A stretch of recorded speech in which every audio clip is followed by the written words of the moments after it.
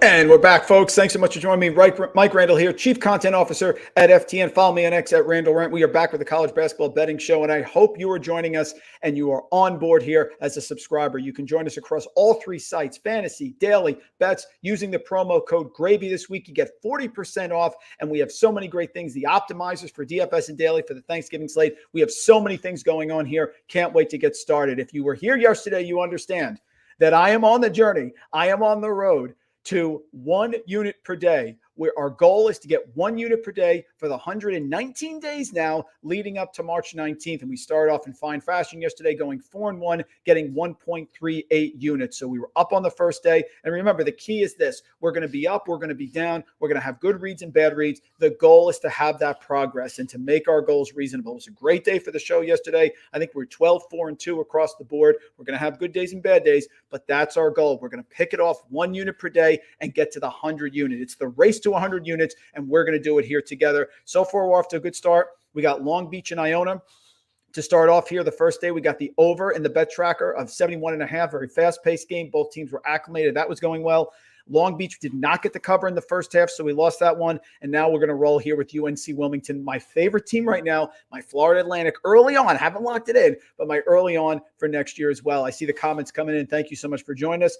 Want to get into it, get to the games, and move forward here. And then, of course, I'll answer all your questions for the games coming on. Always make sure to go to the bet tracker. I'll put them in. I'll have second half lines. I have props and things. BJ Freeman I'm looking at today. Some interesting things across the board. Make sure to get to that bet tracker here. We will come back to you on Friday. I hope you have a great Thanksgiving. We went Monday, today, and Friday, 3 days a week. And we will, of course, get back to our normal Monday, Wednesday, Saturday schedule once the NFL is over. Here we go. First game up, Syracuse plus 12.5 versus Gonzaga. I saw this game last night. I was impressed with Syracuse. They're playing hard for Adrian Autry. And, of course, the loss here with Gonzaga. Gonzaga got up for that game yesterday, played well against Purdue, but the loss of Steel Ventnor's really going to be a problem. They beat Yale at home by 15. Purdue, they went and looked great. They were good early on, but then they subsided. This is a Syracuse team that played with energy. This is a Syracuse team that was hanging around with Tennessee, who Tennessee is dangerous, especially in the first half of the year. I was impressed with Starling. I was impressed with Judah Mintz, who can attack the basket. And the big man inside, Naheem McLeod, also did some things as well with some blocks and some rebounds. This line is too high. I like Gonzaga. I think they're well coached, but at times Gonzaga struggles to cover. You know that they are not a great cover team, and I think 12.5 is too much here. I'm going to take Syracuse plus the 12.5 against Gonzaga here in this matchup coming off the game to Tennessee. Also like Florida State's length. They struggled against Florida, but that was a rivalry game. Then I was impressed with what I've seen with Florida State. Leonard Hamilton, God bless him, 70 years young, Leonard Hamilton. But this Florida State team has length. They do some good things. That was a nice win over UNLV. That game's in Daytona Beach, so they're going to be back there again today. Played well against UNLV. They beat Kennesaw State by a substantial margin, but they beat Central Michigan by the same margin. I'm going to throw the Florida game out because I'm just going to say it's a rivalry. I like Florida State getting 5 here against Colorado. Yes, Colorado is ranked. Yes, Colorado's played well, but Colorado, can be a little shaky. They're really dominant at home. When you get that Utah-Colorado double Pac-12 trip, that's where they really thrive. But that Pac-12, of course, is going away, so we're not going to have that as much anymore. I don't trust them here on a neutral court. I am going to take Florida State plus the 5. James Madison got ranked. James Madison struggles at home. They threw us off the scent. I am going back to James Madison here today in this matchup with SIU, and I like them in the first half. This game is on a neutral court. This game is in Mexico. This game is not in Southern Illinois. James Madison, tough game against Radford, tough game against Howard, but still talented team, attacks the basket. Great coach in Mark Byington. I like this team. I like the way they shoot the three. They're 39% from three-point range. They don't turn the ball over. You're going to have to score to beat them. You're going to have to match their scoring, and I don't think SIU can do that. SIU, Kentucky State, they played Queens at home. They played Chicago State. This is a massive step up in competition here for SIU. SIU is going to have to shut them down from three. That's what the Salukis do with Brian Mullins. I'm on the other side. I like them, James Madison, to shine in the first half, and I like them to shine overall here, like both of those spots. Richmond has really impressed me, and people are going to get off this game because it's UNLV, which is a higher profile team. I know Richmond lost a lot from last year. Chris Mooney seems to be back. He's healthy, which is fantastic. They have back-to-back losses to Boston College, but they led that game most of the way. They played a tough Colorado team. That's a big step up for Richmond. Not that I like Colorado, but it's a step up for Richmond, and they lost that game close. I think they play well here against UNLV. UNLV, not that impressive. Lost to Southern at home by 15. They did beat a good Stetson team. Stetson was flat that day, couldn't make any shots. Pepperdine, and then lost to Florida State. I think it's a coin flip game. I'll take the 2.5. Very impressed with what King Rice is doing down in Monmouth. Monmouth was terrible last year by his own admission, had an awful season, but King Rice has a solid team here. And yes, they struggled in a loss to Princeton that they tried to keep close for a while, but Xander Rice, his son, is a good player in the backcourt. This game is home in Monmouth where they do very, very well. This is only their second home game. They had a terrible matchup with Princeton, but the Princeton and the Ivy League teams, like I told you this year, are very good. Harvard, Princeton, Yale, Cornell, those are good teams. Here comes Lehigh. Lehigh has had 2 away games against Penn State and North Carolina. They battled nothing much. They just beat SUNY Oneonta at home and Cornell at home. They lost. I like Monmouth in this spot. I think Monmouth at home, he usually does very well. King Rice has his team playing well. His son is a solid player, controls the tempo, like Monmouth here as well.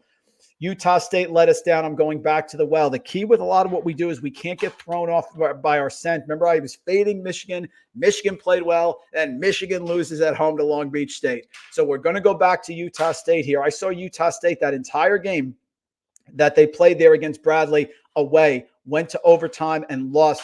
Then they came home against Southern Utah. They didn't cover, but they put up 93 points. They shoot the 3 well. They beat Marshall by 23. They beat Akron by 3, which is a tough team. Now they're playing Stephen F. Austin, and this game is on the neutral in the Cayman Islands. Stephen F. Austin going to play defense, going to be aggressive, but this Utah State team is also solid on defense, and they're very good against the three-pointer. So Stephen F. Austin's not going to be able to bomb from 3.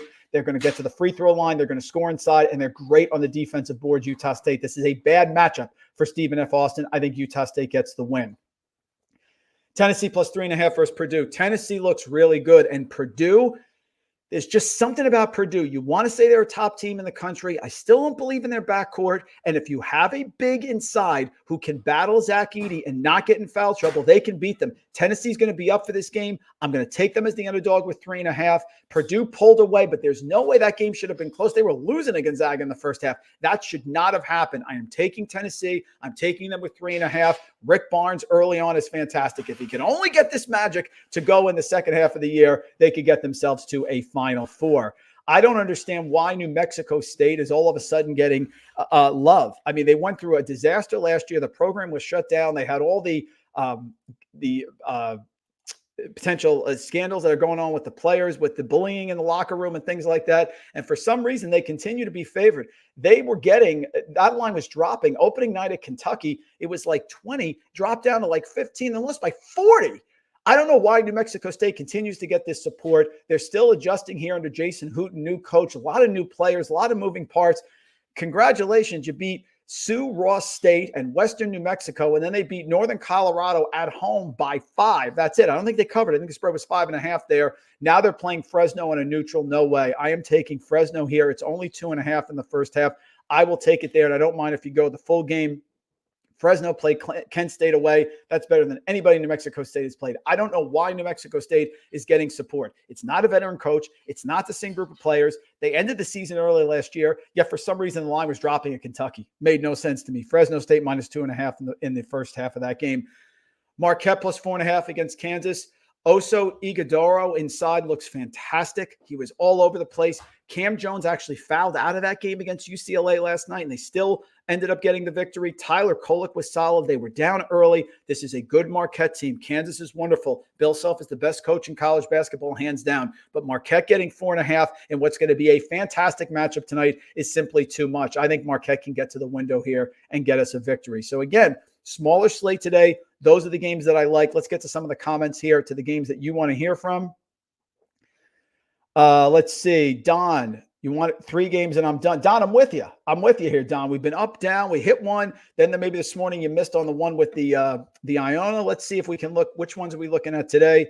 If I had to give you one play, Don, that we just talked about, I like Monmouth at home. I like Tennessee. I would go with one of the underdog plays, Don, if I had to rank them. Again, you know my theory here. I'm just going 1 unit per day. So if I get that 1 unit, we're good to go. We celebrate and we move on here. So it looks like we got 1. Hopefully we get the 2 here with UNC Wilmington. We'll see what happens. Bobby, let's get it. We're rolling, baby. Al, you're in the house. Love it.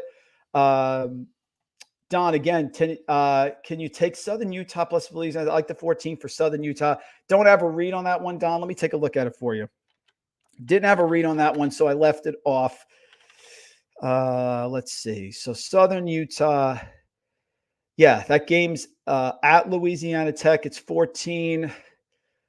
La Tech is great on the defensive board. So the question is, do you think that Southern Utah can score in this matchup? Because you don't get many options here on Louisiana Tech. It's 14. I get it. Not one of my top plays. If I had a play, it would be with the 14. I would not lay the points here, but not one of my top plays, Don. I got to tell you that. Al, you're in the house. Love you, man. Any thought on Texas State versus McNeese State? First reaction, Don, was to take Texas State. That was my initial reaction. What's that spread right now? Let's take a look at that. I think it's Texas State. I remember it almost made it on the show. Texas State, my first reaction was to take them because they're getting, I got to get to it here. Sorry. Yeah, I did look at that one. Love the defense, love the rebounding, love the grit. Game already started. Sorry, man. Texas State now. I would take the points, but that's a rivalry, McNeese. That's why I stayed away from it, because McNeese State, Texas Southern, those type of teams, weird stuff happens in that game. I just think there are better spots to go to. So we'll go through it really quick. I'll give you the recap, and then we will get out of here. Syracuse plus 12.5 against Gonzaga. I just don't think Gonzaga has the offense right now on a neutral court to blow anyone out. It's not that I like Syracuse, you know that, but Syracuse does have some dynamic guards, and I think the double digits is a little too much. Florida State plus 5 against Colorado. I like the length. I like the athleticism. If they get hot from 3, Florida State can play with anyone. You've seen Florida State under Leonard Hamilton get great rides in the NCAA tournament because they get hot and they play defense. That's a level of physicality that I want to see Colorado being ready to handle. I believe in James Madison in the first half, and I believe in James Madison for the game. They've had 2 close games. I think they get back after today. I can just see James Madison pulling away in the second half, like at the 10-minute mark, getting it to 10 or 12 and just coasting in from there. Richmond well close against UNLV. King Rice at home has Monmouth rolling here. They're coming off a horrific season, 2-18, whatever they were. No one's on Monmouth. I like them there. I think this is a bad matchup for Stephen F. Austin, who wants to turn you over. I don't think they're going to turn Utah State over. Well-coached team. The Aggies can shoot the 3. Already played a tough game at Bradley. I think they'll be ready for this one. Love Rick Barnes in Tennessee. I think Purdue is overrated. They've had some struggles. They can go cold. And if you can limit Zach Edey and you can pressure the perimeter, Tennessee is great at defending the 3. Like the Volunteers a lot in this matchup. No idea why New Mexico State continues to get money from the public. I just don't have it unless they like Jason Houghton a lot. And finally, Marquette plus 4.5 against Kansas. A couple here. Let's see. Ben, do you like the Fresno full-time line? I'm fine with that. Yeah, I'm fine with it. I'm on Fresno today. I'm totally comfortable with that. And Bobby, like anything in Toledo versus New Mexico,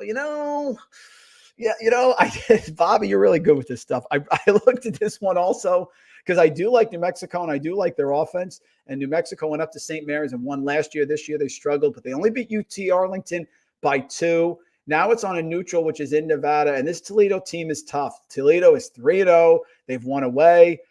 I kind of lean Toledo, to be honest. And I like New Mexico, but I like New Mexico a lot more at the pit than I do in a neutral here. That spread, I think, is what is it? Yeah, it's 4, 3 or 4, something like that. I think I'll take Toledo in that matchup. I do.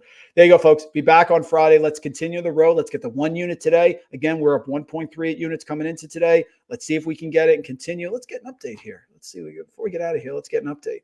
Oh, App State is pulling away from Wilmington. Don't give up on Wilmington. There's a lot of time left in that game. No problem here. But we're going to keep rolling. Try to get to that 1 unit, move forward, folks.